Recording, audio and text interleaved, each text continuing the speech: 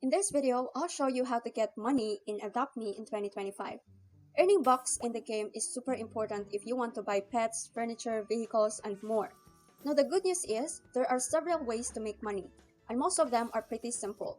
One of the easiest ways is by taking care of your pets. Make sure to complete tasks like feeding them, giving them showers, putting them to sleep, and taking them to school or the playground. Each completed task gives you bucks, and if you take care of your pet consistently, the bucks really add up over time. Another great way to earn money is by role-playing as a baby, while also raising a pet. This doubles the amount of tasks you can complete at once, which means double the bucks. You can also collect your daily login bonus, which increases the more days you log in consecutively. Don't forget to participate in seasonal events or mini-games. They often include limited time ways to earn money fast, especially during updates like Halloween, Christmas, or Lunar New Year. Finally, you can place a stand like a lemonade stand or hot dog stand to earn money from other players, just at a fair price, and you might get steady sales in busy areas like the main plaza. With patience and consistency, you'll be saving up in no time.